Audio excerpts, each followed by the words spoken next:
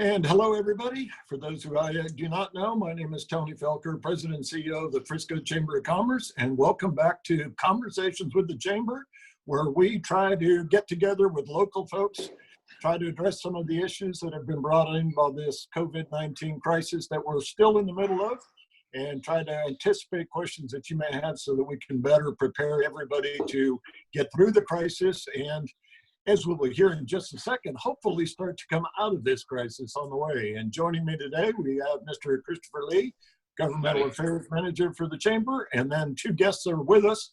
Before we get to our two guests for today, though, Chris, you want to just give us a quick update? This is Friday, April 17th, that we're recording this on, and I believe that somebody just had a quick conference. Can you go ahead and give us a quick update in terms of what transpired there?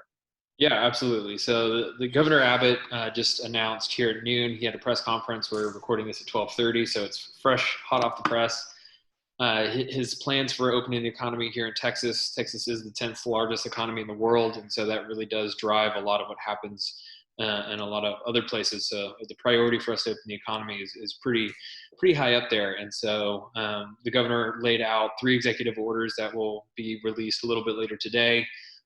Regarding doctors and lifting some of the restrictions that are currently in place for non-essential medical procedures, as well as opening different sectors of the economy. He also announced the creation of a strike force that's put together with statewide elected leaders, the comptroller, the lieutenant governor, the speaker of the House, as well as himself. And we have a whole list, I won't go through, of probably 20 different business leaders in different sectors, various sizes, and touches all sectors of the industry, or all different sectors in different industries across the state. And so we'll dive into some more of those details in our resource page and our blog. So stay tuned for more information on that to come in our advocacy update. I mean, there's 6 different channels of news that you can follow on our end, as well as everything else. So that's just the hot off the press news in the advocacy world. But from there, we'll turn it back over so we can talk about commercial real estate and dive into some other stuff here.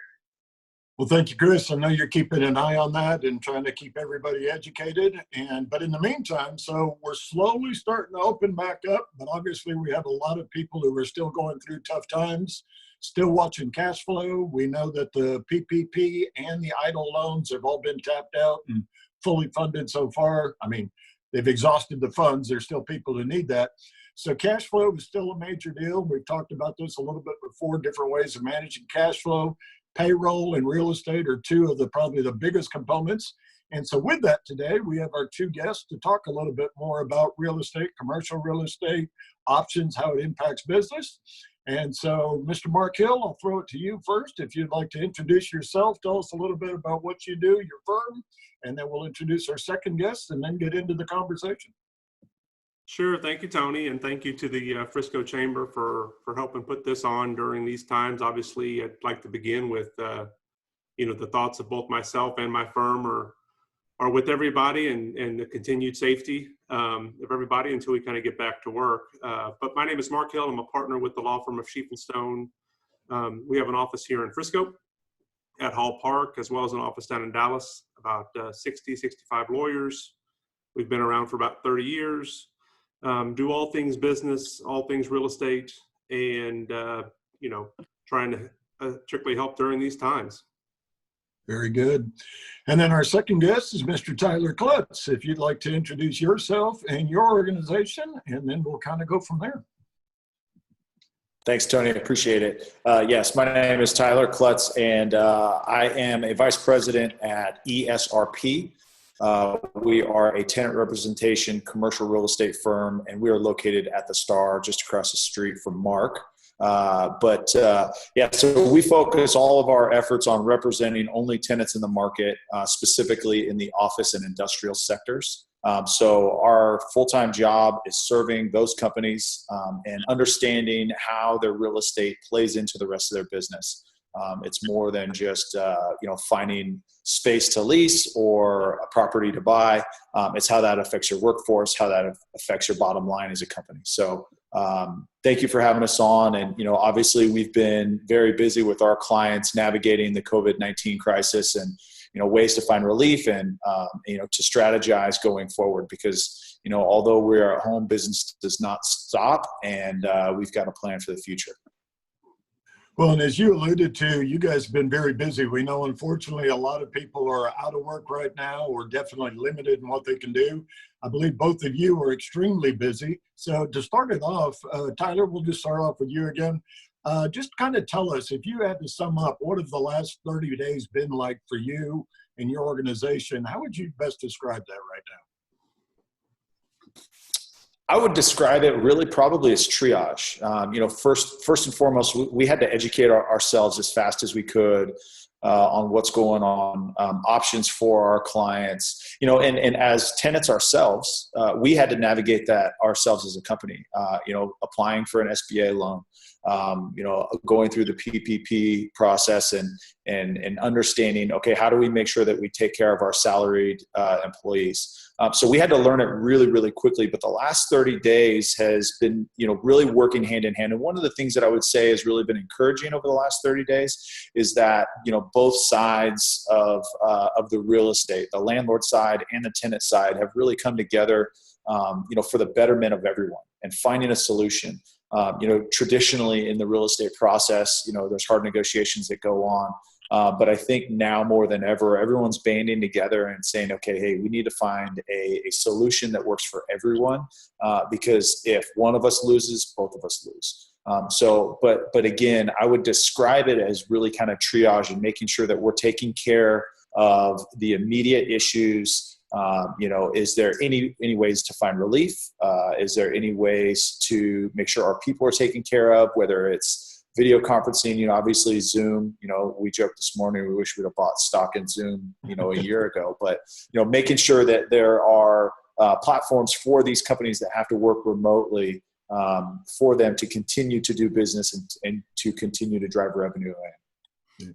Mark, would you agree, or do you see any differences from your point of view? Yeah, I would largely agree. I don't think we're in so much as triage mode. I think we are surprisingly busy. I think I've told some folks my email volume has doubled or tripled, it seems. But in my world, the courts are surprisingly with it and active, and particularly here in Collin and Dallas, we have judges that are, I think, some of the leaders as far as keeping up with technology, keeping up with the pace of legal matters, and so we have seen it stay very active. I've had numerous Zoom hearings, for example. So I know Tyler mentioned Zoom, and it's probably not too late to buy Zoom, to be honest with you. I think this is probably going to stay around to some degree for a while. And but on the legal front, no. I mean, it's been busy.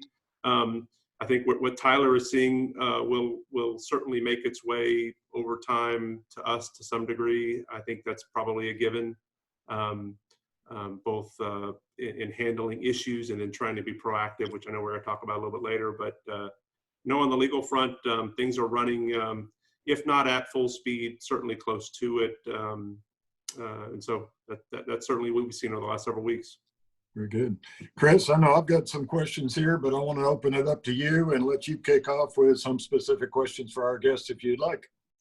Yeah, Mark, you touched on it a little bit, and I think, Tyler, you did a good job of kind of saying where we are now, but what are y'all seeing for the next, and it might be hard to say, but the next 3 months, the next 6 months, the next year, what is that time frame kind of looking like for each of you? I think, Mark, as you said, some of the stuff that's happening right now that Tyler's necessarily dealing with might be eventually getting to you, but are there certain challenges or certain things that you see on the horizon that we can prepare for now? Certainly. I think I don't see this being a quick recovery, personally. I see this being quite protracted. And on the legal side, I think you're going to see issues on the contract side, on the leasing side, Tyler's side. I think you're going to see it. I mentioned earlier, trying to be proactive, right? I mean, if you're an owner or a tenant, you're probably going to want to see how you can address these issues going forward with just the broad shutdown that we've all experienced, unprecedented. Even if you look back on prior crises, I mean, you don't have this kind of breadth as far as, I saw a stat yesterday about air traffic being at like 3%. I mean, that's insane. And that really tells you that this runs across all industries and affects all tenants, right? Affects all office space, whether you're an owner, developer, or a tenant. And so I think we're going to see this for it's going to be a multi-year type thing, in my opinion. And you know, the sooner I think we get back to business, the better, as long as we're keeping kind of safety in mind.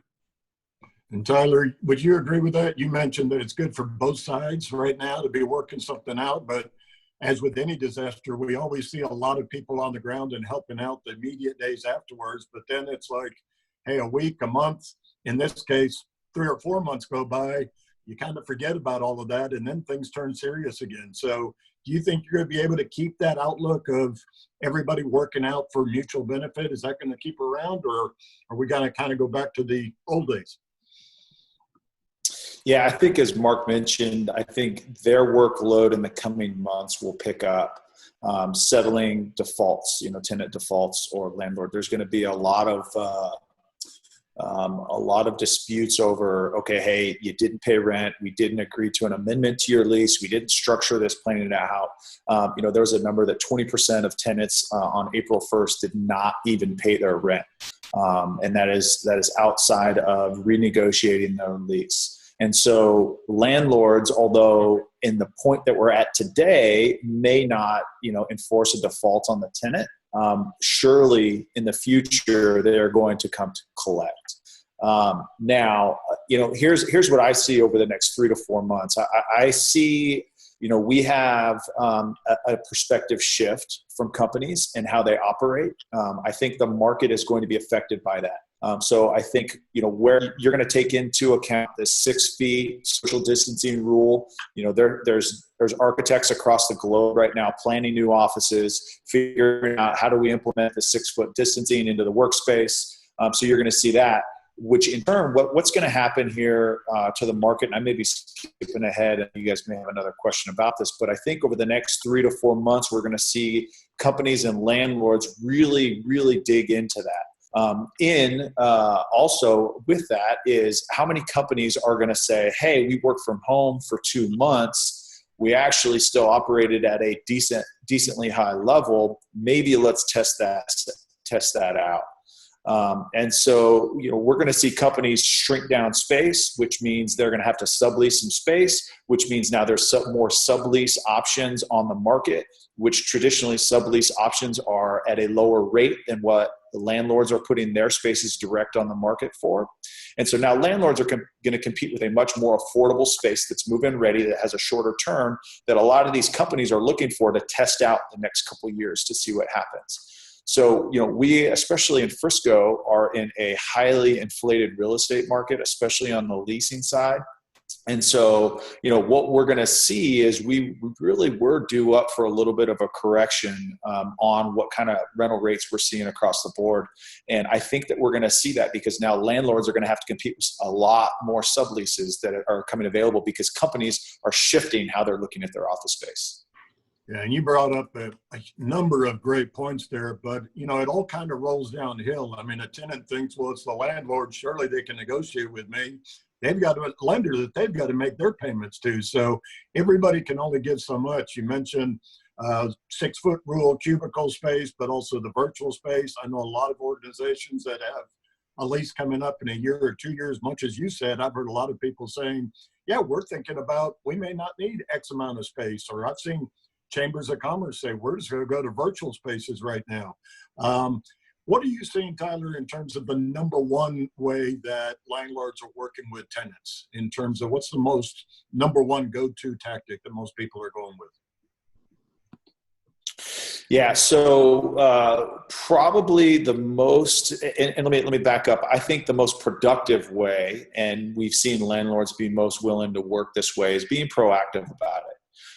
And finding a solution. Okay, hey, if we have an immediate need for rent relief, how can we accomplish that? And there's a handful of ways. One is just asking for a rent abatement and just saying, hey, can you give us 2 to 3 months? Let us through this. We've done that with clients. Can you give us 2 to 3 months? And then we will pick back up in 2 to 3 months. You know, that probably happens the least right now because landlords, like you said, they still have debt service that they have on their property. They have a loan that they've got to pay. The next is rent deferral. So say I need 2 to 3 months of relief. So I'm going to defer those months of rent to the back end of my term. So I am going to add some term on the back in exchange for some relief right now. We're seeing a lot of landlords do that. And then, with that, and one of the ones we actually just finished, I just finished personally earlier this week, was just a rent reduction. So we got a period of rent reduction, say a 66% reduction, but in exchange, we added term to the end of the lease. Now, where this plays in a benefit for some of the tenants in the market is that if you're coming up, you're a year or you're 2 years away from the end of your lease, if you were to negotiate an extension, more than ever, landlords are willing to give concessions. Concessions being free rent, more TI to clean up your space, free months of rent. So there's lower rates, step-ups, cash windfalls. There's all these vehicles that they can give as concessions for an extension. We're seeing landlords at this time be more willing to do that than in the last 8 to 10 years. In other words, there might be some opportunities here. While a lot of tenants are having troubles, they could actually negotiate it and make it an opportunity to save themselves some money long-term, which would be a benefit. So, Mark, in the cases that somebody can't work it out and you don't have a landlord that's got Tyler working for them and cutting the best deal, what can tenants do if they have to break a lease or can't make a payment? What is your advice to them at that point? Sure. I mean, let me take a quick step back. I think Tyler nailed it when he, if I was advising both an owner, developer, landlord, or on the other side, the tenant, communication and transparency is first and foremost.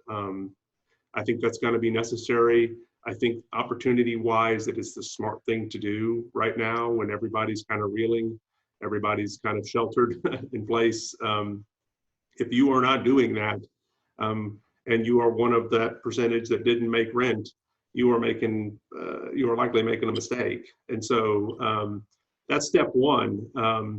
And then, when you do that, when you do have that communication, you go through the steps, the options from deferral, from abatement, all the way through renegotiation to forgiveness. And I think most of the landlords or owners that we deal with are cognizant of the time that we're in. Certainly it's case specific for sure. But I think you would see, a recognition that there are some out there, tenants out there that are more capable of making rent and some that aren't.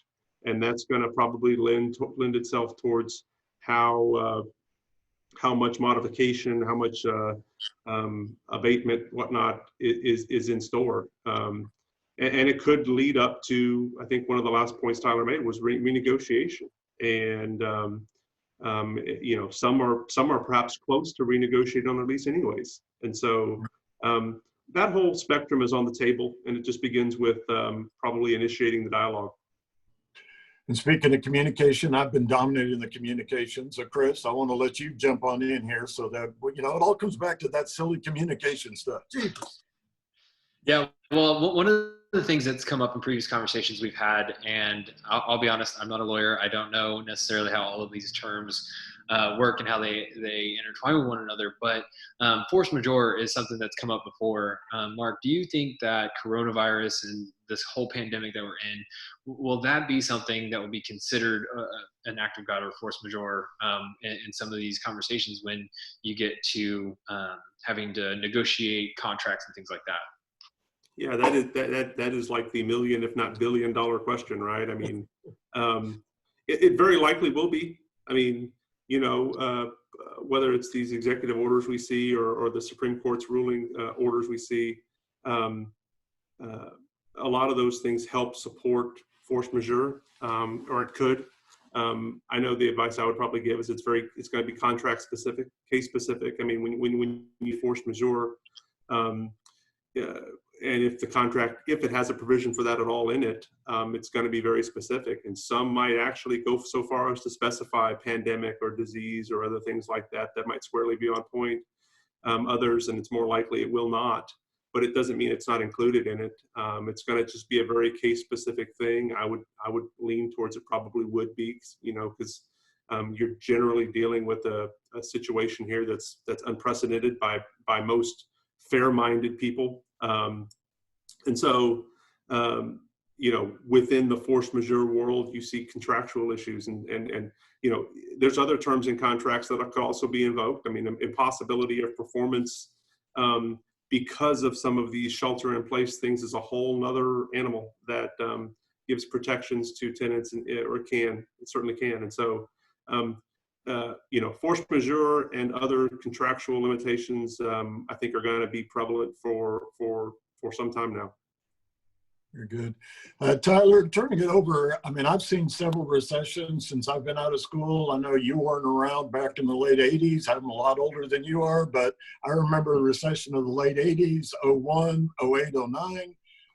At the same time, Frisco was rated recently as, quote, one of the most recession-proof cities. You've touched on a little bit about where the rental rates were.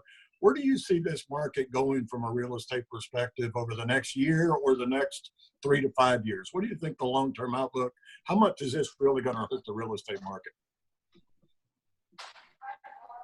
Yeah, so as I mentioned, we are in a highly inflated market in DFW. I mean, the increases that we've seen over the years are steeper than we've seen in a long time. With that being said, it's really hard to answer that.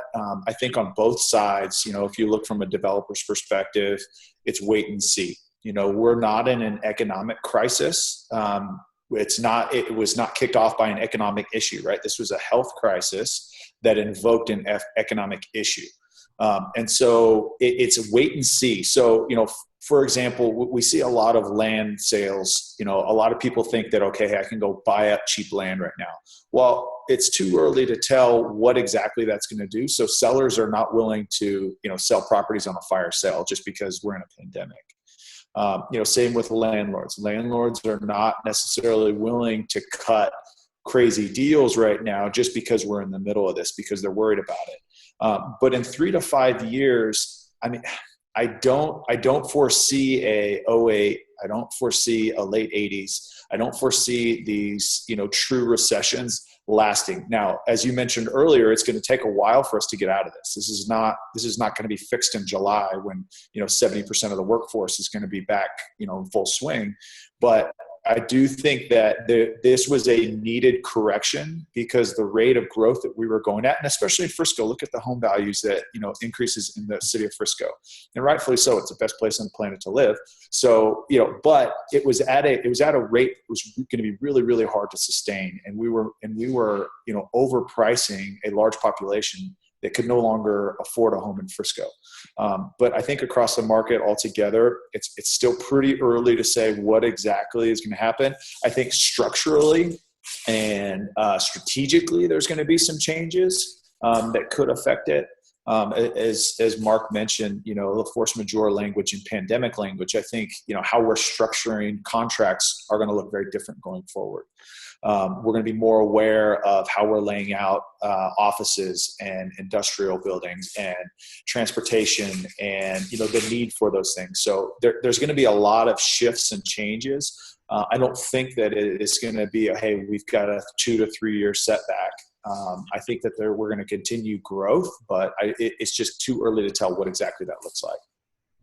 Mark, Tyler mentioned changes in contracts. Do you see any significant changes there? And or is there anything that you're seeing that's really been a big surprise to you as we've gone through these last 30, 45 days? I know 2 different questions there, but you can pick and choose which one you'd like. Sure. I mean, just so from the more micro contractual question, I think we're certainly going to see more scrutiny, both as on the dispute side, force majeure, others, dealing with defaults, that's the common analysis. And then on the proactive side too, Tyler referenced, I can pretty much assure you every tenant that's going to be moving in for the next foreseeable future is going to know if they have this in there. I mean, it's going to become quite obvious, something that was probably overlooked or certainly not a focal point will be going forward. That's probably a pretty safe assumption, and rightfully so. I think the biggest surprise for me is just the breadth of the shutdown. You know, I know there was a comparison to '08 in the '80s, and you know, in some ways it's worse, in some ways it's not as worse. I was surprised at how sweeping the shutdown has been, and I'm not convinced it's gonna just pop up right away. And now whether that's 6, 12 months or 3 or 4 years, I don't know. I suspect it will take some time. And you know, my belief, and Tyler's right. You know, the economy, not just Frisco, but as a nation, has been very healthy, right? And so we're all coming from this inflated or this high spot, which might not have been the case in the past. And part of that, frankly, is you know, our role compared to the world. You know, we have been better economically than the world, and so you see a lot more investment here in the U.S. And in our situation here in Texas and in North Texas. And as long as that's the case, I think that will help us recover. I think that's probably one of the biggest drivers, is us relative to other countries, and then Texas relative to other states, and then how much continued government support keeps coming in. I think those are going to be two big drivers as to how quickly we recover. Well, and I think one of the things that makes it interesting in this case is, as opposed to just being the oil industry or just real estate or a weather disaster that comes in and hits a certain sector, this has hit everybody, but the effects of it are going to be hitting even more people, everybody, but on a rolling scale. So you're going to see some things happening now that may not end up hitting. I mean, you talk about, Tyler mentioned prices and rates coming down and revenue. That hits municipalities and other entities out there. So you're going to see this hitting different people in different ways, so to speak. Chris, we've got a few more minutes to go. Do you have any follow-up questions you'd like for either of our guests? I think in kind of a wrapping up question for both of you, what are some resources that are out there? If it's a resource, whether it's a website or your offices or whatever it may be, what are some resources that you believe are available to tenant, landlord, anybody who might be looking for some of that at this point? Mark, I'll start with you. Sure. You know, whenever I look for resource, I try to go to the source as much as possible. And so, you know, and whether that's on the legal side or on the tenant side. And so let's say you're a tenant at either an office building here in Frisco. You need to probably go to the source. I'm not a big fan of national media and reliability, as probably most people aren't. And so if you need to get for example, if you're a tenant and you want to know how to respond, you talk to Tyler, right? Or you talk to someone like that is dealing with that as we speak. If you need to speak with someone as far as, is force majeure in your contract and is it effect or not, talk to someone like me or your respective lawyer. Go to the source as much as you can. You know, there has been a great deal of communication, if we're going to get very specific here, to Collin County. Our county judge, Chris Hill, puts out, if you have not subscribed to him, he puts out an update every day. Dallas does as well. Chris, you mentioned earlier about the governor. There's I don't know how many executive orders that have been released at this point that provide guidance. I know I was speaking with someone in the medical world and the dental world specifically as to their ability to operate in business, and they sourced the ADA or the regulatory agency for dentists, right? And so each particular niche is giving guidance. They're aware of their constituency is having trouble, and many times they're deemed non-essential, a term that we probably have exhausted, you know, way too much. But you know, if you're non-essential, then what does that mean? And so whatever your licensing or regulatory board is almost certainly giving guidance for that, in addition to you know, the state and other agencies. And so that's, you know, as far as what I'm concerned, that's who I would be sourcing. And Tyler? I would 100% echo Mark. Go to the source, make sure that it's sound information. Talk with professionals that solely focus on that. Again, if it's a real estate issue, ESRP, we're here to help any way that we can, even if it's advice pointing you in the right direction.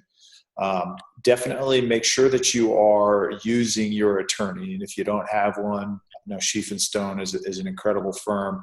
But there is some language that some real estate professionals may try to advise on that they probably should not be. Make sure if it is a contractual issue, make sure that you are talking to an attorney because real estate professionals, as much as they think that they know, cannot advise on legal issues. So if it has to come with default, don't listen to your broker, talk to your attorney. The other thing too is there's a firm, a friend of our company is Keen Waters and Associates, and they're located down south, and they've done a really good job putting updates on the COVID-19 really for small and medium-sized businesses. They've got a website, keenwaters.com/COVID-19 / and they've got a ton of resources there, a ton of tutorials, but really focused on the small and medium-sized businesses. They work mostly with dental professionals, but they've got some really cool resources there that are really sound in information. Again, the other thing too, and this is a little bit off topic as far as resources, but one of the things too that, I wanted to mention on the last question on, how this is going to be affecting, the real estate industry. And one thing that we haven't talked about is labor. And the amount of people that are on unemployment right now, because of the time that we have at home, the time to reflect, the time to really assess where we are in our careers, there's going to be a lot of movement in the labor force. Obviously, the retail industry has been pretty much shut down. So you're going to see a lot of the retail workforce shifting industries, maybe going to manufacturing, maybe going to distribution, maybe going to a professional services firm. So we're going to see a big shift of that. Understanding what that looks like can help your business plan ahead if you are in a growth mode, understanding where that labor is, understanding how to identify it, and then how to reach it. That's going to be really important. And then I really want to end on this, and Mark and I both have talked about it a lot, is really, really focus on communication. Don't go dark and just think because everyone's going through it, I don't have to do anything.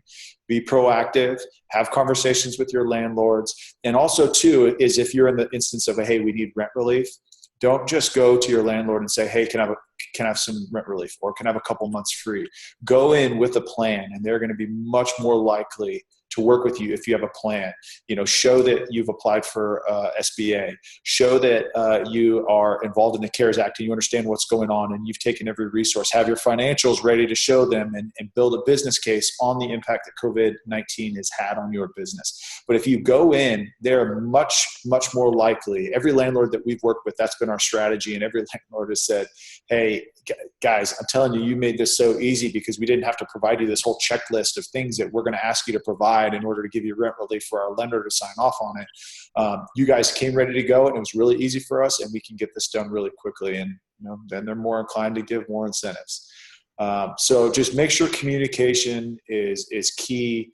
Be honest, and also be sensitive too that landlords are being cautious about companies that are just trying to take advantage of this. There's stories of hand sanitizer companies asking for rent relief.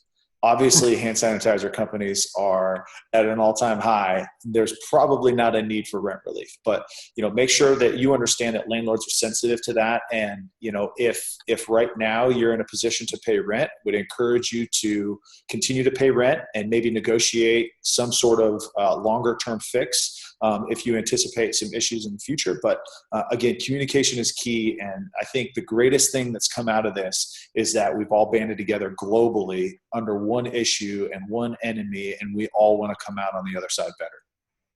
And I was going to kind of throw it to each of you for one positive closing statement. Tyler, you pretty much just did that. Anything you want to add to it? And then I want to give Mark the chance to kind of come away with that one positive closing comment. Tyler? Yeah, I think the silver lining for me through all of this has been really working from home. I've not been that person ever. And, the extra time with the kids and my wife has been really incredible. And I'm learning. I'm not great at working from home yet, but I'm learning to become more efficient and more effective with my time. And if we've got to pop out at 2:30 for a walk, we can do that. And those are opportunities that I did not ever have in the past. But then again, I think the other silver lining too is just everyone's taking a step back, taking a breath. I think our fast-paced culture has been so go, go, go, go, go. And this was a reset for us just to take a breath and maybe identify some things that should have been higher up on the significance list and are really paying more attention to those things. I think that's great input. Mark, what are your thoughts? Sure. I think I just begin with, for all the businesses out there, small businesses, mid-sized businesses that are watching this, if I could say one word, it'd be liquidity. Be mindful of it. In all respects, we will get through this. It's going to take a little time. Survival, so to speak, in a business context is very, very important. And there's going to be opportunities, whether it's in 30 days or 6 months. And so I'd focus on that. And then to Tyler's point, he's right. This shelter in place, this remote world that has developed has a lot of positives to it. I think we're all taking 2:30 walks. I know I am. And so, it's been nice. It's going to be interesting to see how much of this sticks. I think it does bring a lot of positives, especially up here. It's a business community, and sometimes that can take the place of other priorities. And so this has certainly been a reset button to some degree on that, and finding that balance, I think, is probably a healthy thing for us all. And so I think there's going to be brighter days ahead for sure. Let's just kind of weather through this, and we'll all get through it together. You guys both raised some great points. Mark, to your point, the old adage of cash is king has never been better than now. And Tyler, you bring up a great point of being a former athlete with those great Cowboys. I heard somebody describe it the other day. It's sort of like once you get done with the season and then you kind of have that downtime where you let the body recoup and you let it sort of rebuild itself. You need that every now and then. That's kind of what we're going through right now. Chris, I want to give you a chance. Obviously, real estate negotiations are a big part.